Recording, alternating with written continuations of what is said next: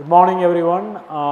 Thank you so much. Again, this is the final day, fifth day of the workshop. Again, I want to thank you all for your interest and be patient in so many things. So today we are going to focus on two lectures.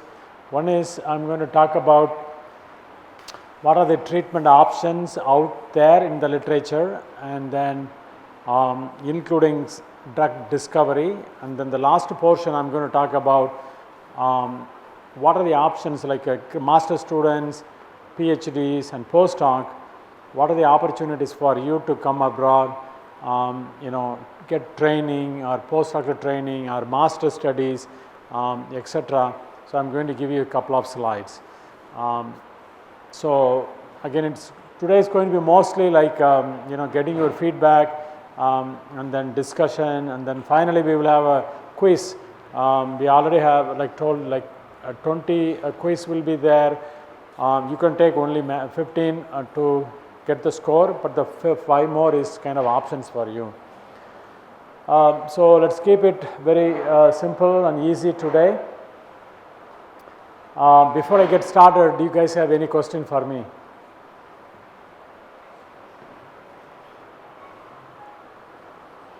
So we can conclude our last presentation.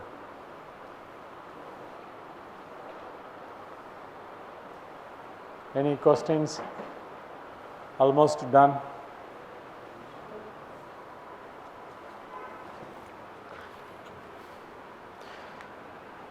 Okay, so this is my disclosure. Again, I am not a cardiologist, I am not a clinician.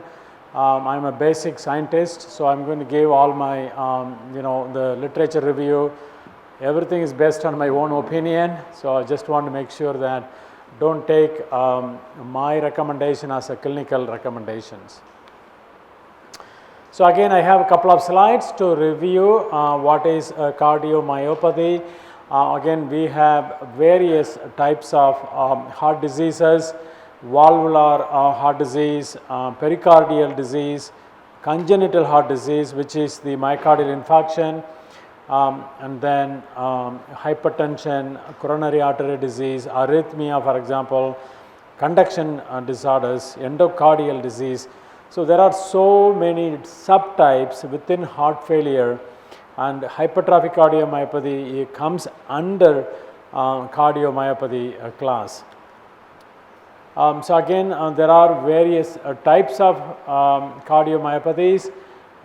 Comparing to the normal, we have hypertrophic, we have dilated, restrictive and arrhythmogenic cardiomyopathies. But when you talk about hypertrophic cardiomyopathy, it's a purely genetic heart disease, and mutations in the sarcomere predominantly causes the disease. So the prevalence is now it's a global disease. So we already went through more than 125 countries have already reported the presence of hypertrophic cardiomyopathy in their clinics, and then it can be varied from 1 to 200 to 1:500 ratio, depends on the database you are looking.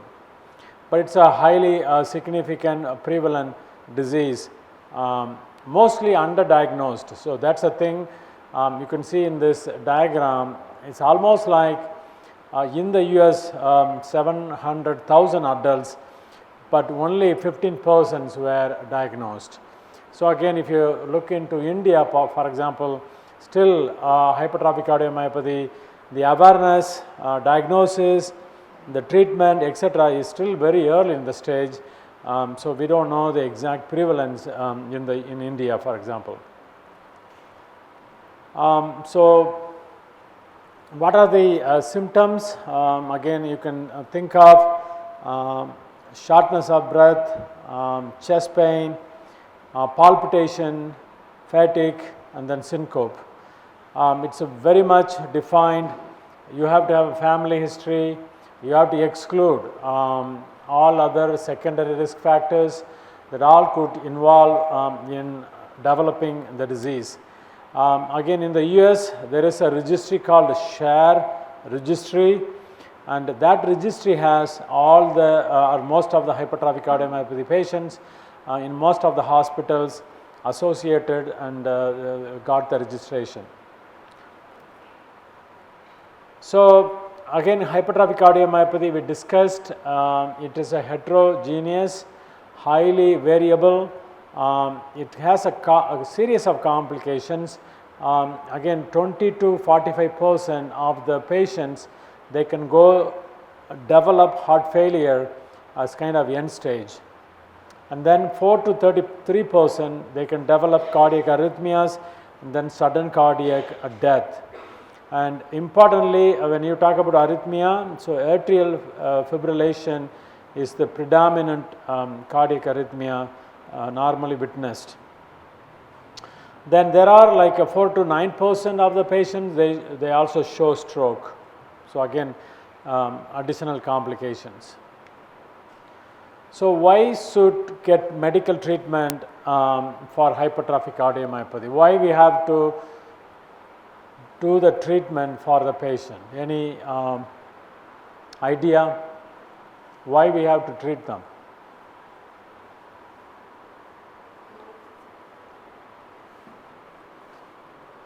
Why we have to know the disease, why we have to understand the disease, why we have to study the disease, why we have to treat the disease?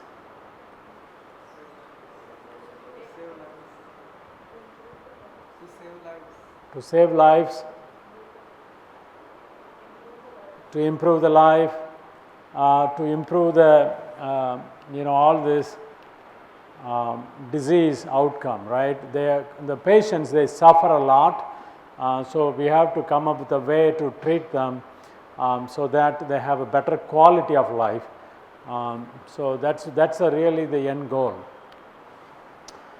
So the pathway for treating hypertrophic cardiomyopathy, again, when you go to the hospital, present yourself, there is a pathway, a defined pathway. So again, you have to have symptoms, and then you have to look for family history. Hypertrophic cardiomyopathy by definition is unexplained, left ventricular hypertrophy with all the symptoms that described. And then they do the physical exam, and then ECG, echocardiogram. So again, there is a defined guidelines based on the thickness of the left ventricular wall, hypertrophy. It should be 15 millimeter at least. This is standard for AHA and then the European Society of Cardiology guidelines. So what we know about the genetics of hypertrophic cardiomyopathy, again we talked about all the sarcomeric genes. Myosin heavy chain, myosin binding protein C are the most predominant genes, and then we have the rest of the sarcomeric proteins including titin, light chains, troponin complex, alpha tropomyosin and actin. So again, having any genetic variants in these genes or one of the genes, most likely, again we discussed that some patient within the family, same mutation, they show mild phenotype or severe phenotype. So the phenotype outcome is highly variable, even having the same mutation within one family. So there is a flow chart how to really navigate to identify the genetic variant within a family, and then identify whether you have pathogenic variant or likely pathogenic variant. So in this diagram, schematic diagram, you can start with, so you kind of first the patient, whoever going to the hospital, we call them as a proband, and that person get the genetic testing. So from that you go either pathogenic or likely pathogenic, and then from there variant screening of first degree relatives like immediate siblings, parents or children, they all get tested immediately. And then we have positive and negative, and then if they are positive and they go through ongoing clinical follow-ups, which is predominantly like EKG and echocardiogram. And if they are negative, they are released from the follow-up with instructions to return upon development of any symptoms of cardiac diseases. Even though they are negative, but they like to keep some monitoring closely so that any sudden cardiac issues can be avoided. So the second one is called variant of unknown significant.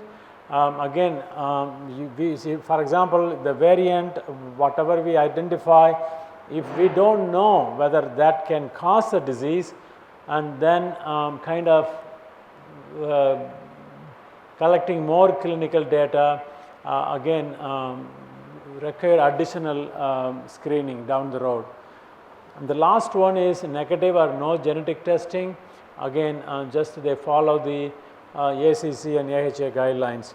But all these are come from the proband. So sometimes the proband is sporadic.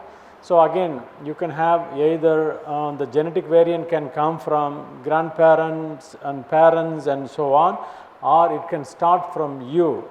So it's called, the second one is called sporadic disease. So why genetics are important in hypertrophic cardiomyopathy?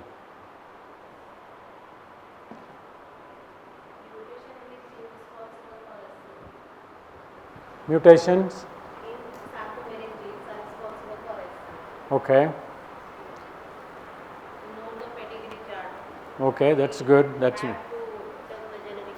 That's very good point. You should know the genetics so that you can either prevent or know the significance of the mutation, how that could cause a disease, or even for the treatment strategy, if you know what gene is get involved, that can help you what kind of treatment you can get. So first one, diagnosis, then second one, surveillance, and then medication, and then they make a decision whether we should introduce ICDs or not. For example, troponin I mutations mostly, or troponin mutations are mostly associated with cardiac arrhythmias. In that case, they recommend that. And then also pregnancy. Sometimes having a mutation, if that is associated with a very strong phenotype, so the pregnancy, one thing it's very critical, because pregnancy also develop cardiac hypertrophy on the top of it. So, and then the second one is the family members may have a similar risk. So genetic screening is important for them as well. So if they are younger kids, if they have the mutation, and they can do the follow-ups, and even family planning is also part of the importance of why we have to know the genetics of hypertrophic cardiomyopathy. So genetic testing, again, knowledge of your family history really help the family members for the treatment aspect. And also genetic testing will help identify who really does or does not have a chance of developing the hypertrophic cardiomyopathy disease. And then lastly, genetic counselors can help you navigating the process of genetic testing. It's always like genetics is evolving. The more we know, the more we do the genome sequencing. We are learning a lot.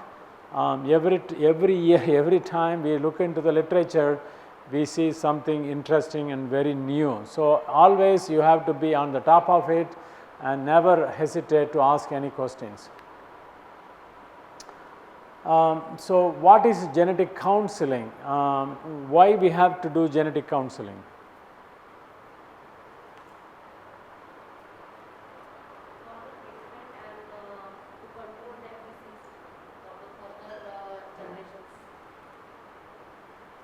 Okay. So it is a process, right? Genetic counseling is a process to help individuals and families with the decisions about healthcare based on genetic information. So again, the genetic counseling can help the families understand. Sometimes they're really scared of the disease. They don't know what to, sometimes they don't want to talk about it to any outside of within the family. Somebody, they refuse to take medications or even going for any follow-ups. So it's very, very important to have a genetic counseling to understand where the family or the patient stands on genetic screening or the mutation they discover from the proband. So number one, psychological aspect, right? So again, the genetic counselor can tell you and make you to be comfortable to take any treatment and then be very supportive. And then this is a notifications to relatives. So again, it's important that if the proband has the mutation, it's important to inform the relatives. For example, siblings may have a chance to develop the disease. If we don't inform them, and one day they have sudden cardiac death, or one day suddenly they have the symptoms, so it will be too late for them to get treated. So genetic counseling can help the family members, others in the family to understand the need or the process. And then the third point is possible results and consequences of the test. So again, they can talk about if you have a mutation in myosin heavy chain, if you have a mutation in different gene, they really talk about the significance of the mutation, all those things. And then characteristic of the disease, like age of onset, penetrance. Again, on the genetic counselors know that based on the gene, based on the mutation, even the literatures, sometimes some of the mutations are like a again in the founder mutation, right? It exists in a particular population or within a region. So they have more knowledge about the mutation than a particular person, individual. So again, they can help you and they can also build database to provide a community oriented information. The last one is the type and risk of inheritance. So again, this is a part of the treatment strategy. So the counseling can help the family. Okay, so what are the current available treatment for hypertrophic cardiomyopathy? Again, in the first 3 days, there were a number of discussions, mostly beta blockers just to slow the heart rate, and then doctors prescribe calcium channel blockers. This is to reduce blood pressure, and then diuretics. And then currently we have a new medication called mavacamten, which is a myosin inhibitor. It will slow down the contractile function or the muscle function, approved in 2022. So right now it is in the clinic. And then septal myectomy, it's kind of surgical approach. They kind of go through and remove wherever there is an obstruction by surgery. And then alcohol septal ablation. So they again go into the obstructive region, and then they inject alcohol so that tissue can be damaged and release the obstruction. Then ICD, implantable cardioverter defibrillator. This is to prevent any sudden cardiac arrest and then lastly heart transplant if the stage is very severe and severe heart failure. So these are current strategic option, but again there are a lot of disadvantages on each one. So there is always a need to look for a new medication, a new treatment that can permanently or at least mostly can help the improve or rescue the disease. So the usefulness of the medication used, beta blocker or calcium channel blockers to improve clinical outcomes has not been proven in patients with hypertrophic cardiomyopathy who do not have symptoms or obstructions. So again, there are more opportunities for new discoveries. So the beta blockers are the widely used medication in the field of hypertrophic cardiomyopathy. It is very different than the use for heart failure. So in heart failure, you need a drug that promote the force or improvement of the function. But in hypertrophic cardiomyopathy, you want to reduce the force, you want to slow down the cardiac function.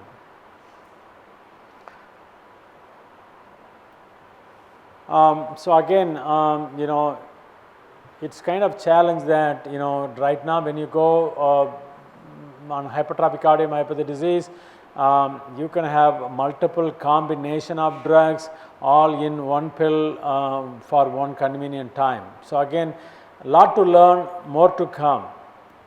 But most importantly, so some of the lifestyle choices, the recommendation is that the patients have to have well hydrated, drink more water, and then moderation in alcohol consumption or caffeinated beverages, should not smoke or get involved in any other stress related thing.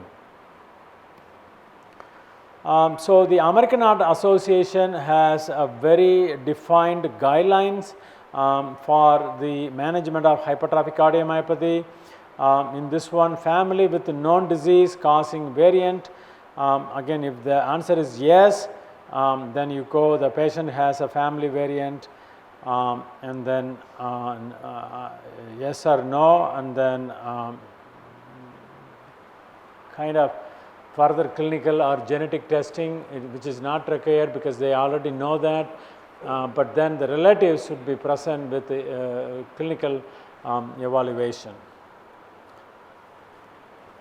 If patient has a family variant, yes or unknown, and then they go for a screening, ECG and echocardiogram, and that will help them to know. And if it is no, again they want to do it because in order to exclude that they don't have any other or they don't have anything coming up, even though they have to do periodical checkup on the disease outcome.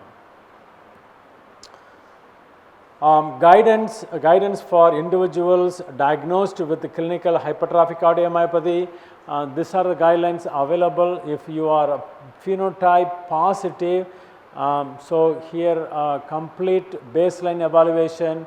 Again, at the time of admission, you go through all the testing, and then yearly every 1 or 2 years follow-ups. Again, serial evaluation of clinical testing such as sudden cardiac death risk, atrial fibrillation risk, or any other symptoms that they develop. Then every 3 to 5 years, again they look more careful, closer evaluation, and then they come up to the point that asymptomatic, there is none developed, and then they can go every 2 to 3 years. Or if they are children symptomatic, again they can also do exercise testing and then confirm where the disease prognosis is there based on the treatment or newly admission cases. So again, there are guidelines for screening the patients with the electrocardiography as well as 2D echocardiography in asymptomatic family members. So these are genotype positive, but they are asymptomatic. So again, these are very standard guidelines. Pediatric and adult have two different guidelines, as you can see here. So again, these are very well established by the AHA guidelines. So again, genetic testing, I think this one we already covered. If you have a known pathogenic variant, or if you have variant of unknown significant, so you fall into two different categories. So the heart rhythm assessment also very important in disease management.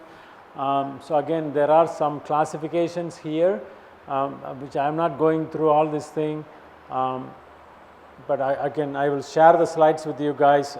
But again, it's all clinical oriented, so not much known. And then risk assessment for sudden cardiac death in hypertrophic cardiomyopathy. Again, you can see here initial evaluation every 1 to 2 years, assess the following class 1 including personal history, family history, any presence of ventricular arrhythmias, etc. And then whether you can give ICD recommendation or not. And then there is also different recommendations for pediatric or children within 16 years of age. So for children, again, there is a different diagnosis or the disease management comparing to the adult. So again, it's a very standard established by the American Heart Association guidelines.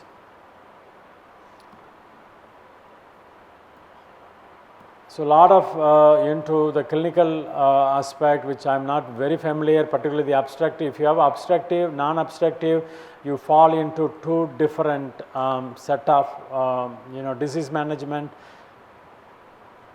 which again, in this audience, I don't think we need to know all these details.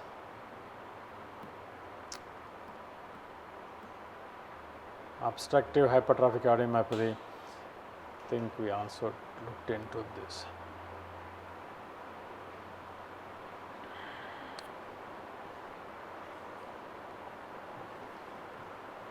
There are also guidelines for how pregnancy in hypertrophic cardiomyopathy, what are the recommendation, the decision making, etc. It's also very well defined by the AHA. So again, I will share these slides with you guys. So overall, unmet needs and for treating hypertrophic cardiomyopathy it's clear.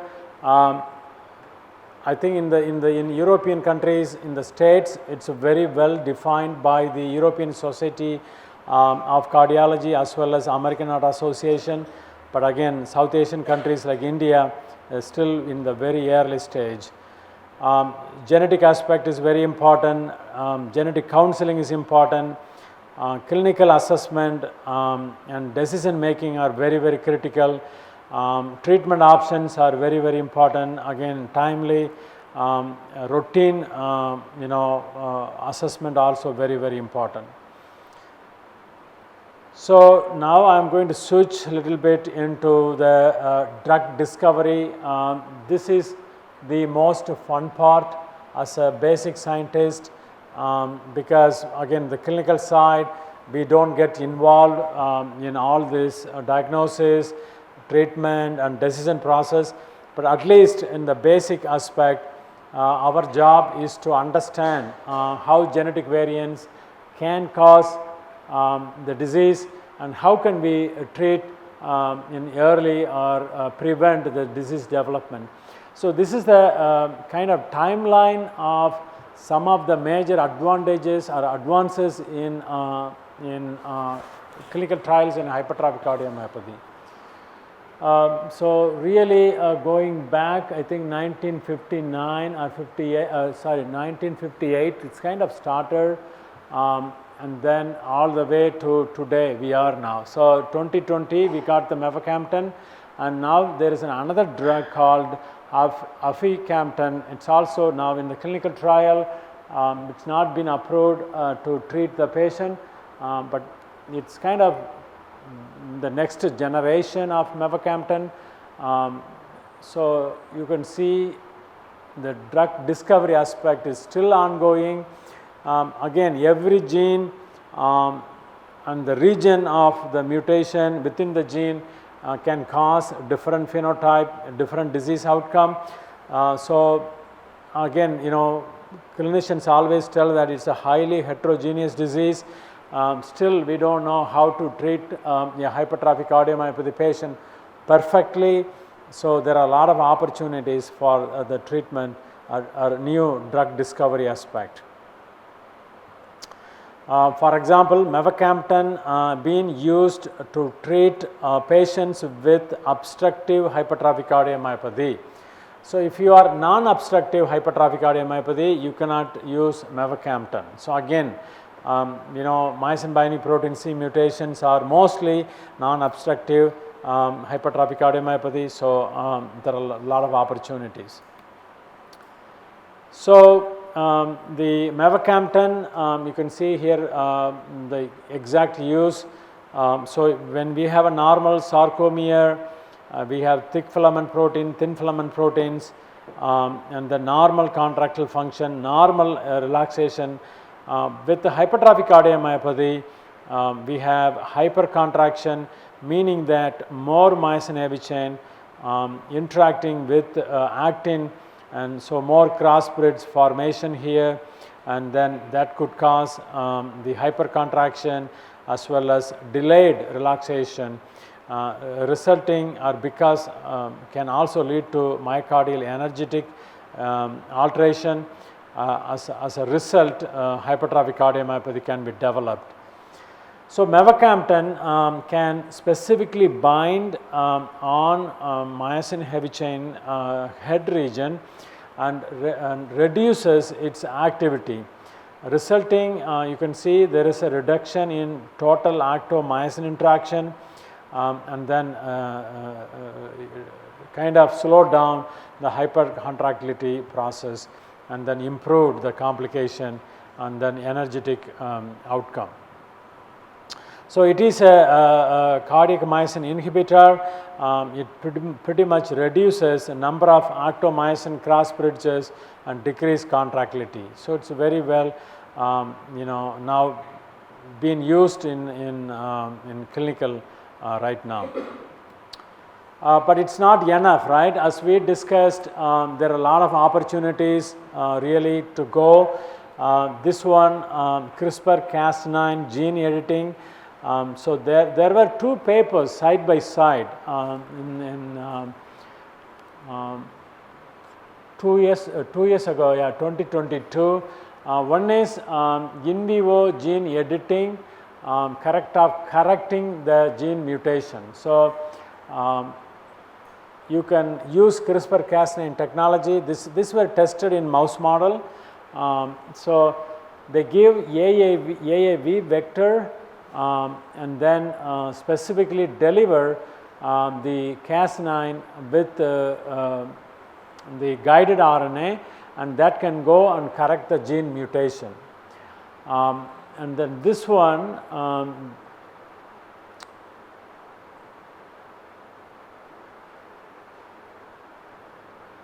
this is a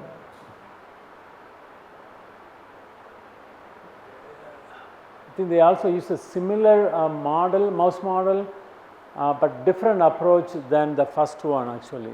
I don't know exactly what this one, but both are CRISPR based gene editing therapy, very early in the developmental process right now. And this one, the antisense oligonucleotide, I think I talked about this one. Antisense oligonucleotides are the small nucleotides. It's all like a 10 to 14 nucleotide length. It can be very specific to the mutant mRNA, and so it can go and bind and then block the translational process, resulting no protein are produced. So that's kind of direct approach, but again the delivery is really a challenge. When you give injection of antisense oligos, it's get into the circulation, and mostly it goes into the liver and other organs as well. So still in the very early stage on establishing antisense oligos for treating hypertrophic cardiomyopathy. This one is on clinical trial. This is a gene therapy. So again they use myosin binding protein C, the full length cDNA. They use the AAV system, inject in patients. The idea is here is haploinsufficiency is kind of common in patients with the hypertrophic cardiomyopathy. So if you give more myosin binding protein C, that can restore the acto-myosin interaction, improve myosin heavy chain function, and then improve contractile function. But again it's still ongoing. It's a clinical trial, at least compared to the previous two, these CRISPR-Cas9 and then antisense oligos. The gene therapy approach is it's already in the clinical trial, but we will see in a year time the outcome of this clinical trial. Okay, so what does this all to us? So far I think the treatment option is one of the major thing, but changing the quality of life. Lifestyle choices such as preventing complication, having blood pressure or diabetic or coronary artery disease should be avoided. Look for any complication can aggravate the disease development or causing severity of developing hypertrophic cardiomyopathy should be considered. And then definitely lifestyle choice or changing lifestyle is really important, but the objective is to have a good quality of life. So I think that's all I have on the drug discovery aspect. So with that I want to close the drug discovery and where we are in the treatment aspect. So again the clinical the treatment recommendations are too much. Again for this particular audience I don't think we need that too much, but I think the gene therapy aspect and drug discovery aspect, it's all very, very interesting, and I'm happy to take any questions you guys have. So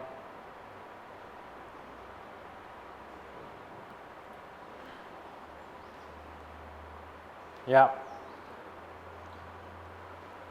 So let's conclude this 9th lecture on drug discovery or treatment options, and then I would take a 5 to 10 minutes break. We can meet at 10 o'clock and then complete the last session, which I will talk about the opportunities to come abroad and advance your career, etc. So for now, let's conclude the hypertrophic cardiomyopathy, the literatures, the disease, genetic aspect, and opportunities for new drug discovery or treatment options. So with that, thank you guys. I'm happy to take any questions you have on this last portion, particularly genetic screening or testing. So I just looked at the experiment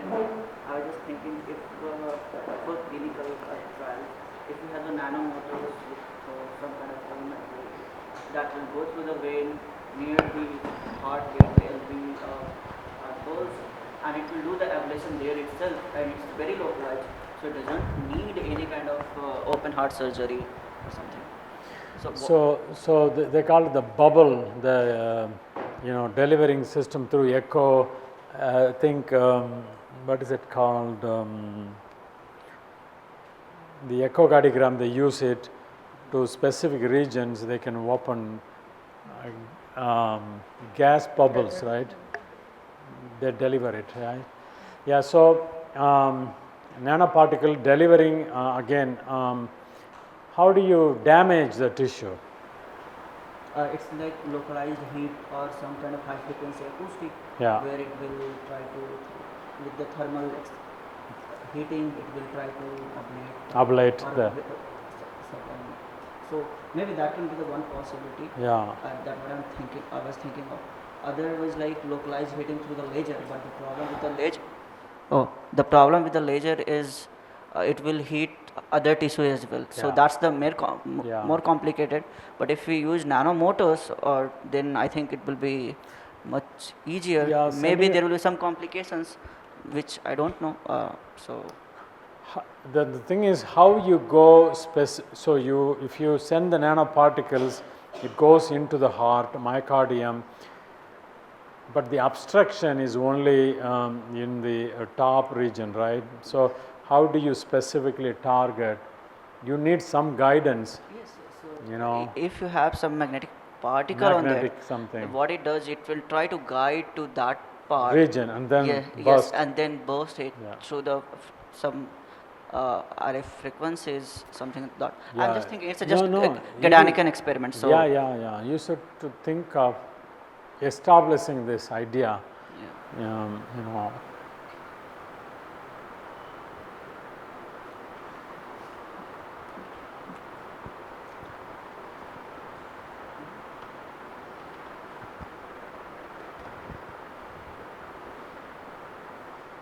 So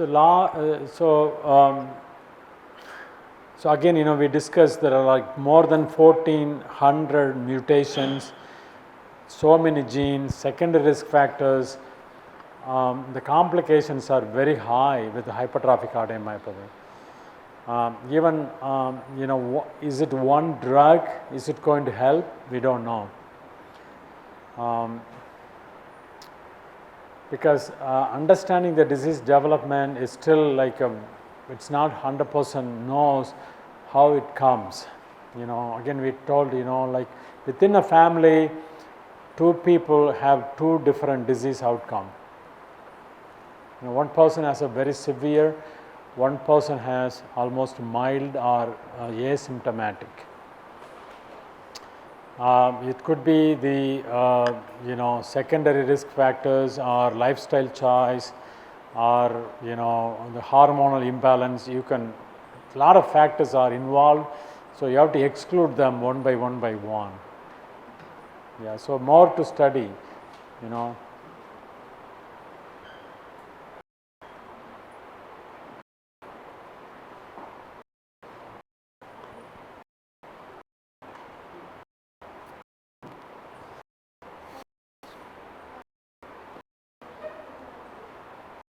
Okay, let's take a 10-minute break and then we will meet at 10. Thank you for the wonderful talk, and meet in 10 minutes after. Thank you. Thanks for coming.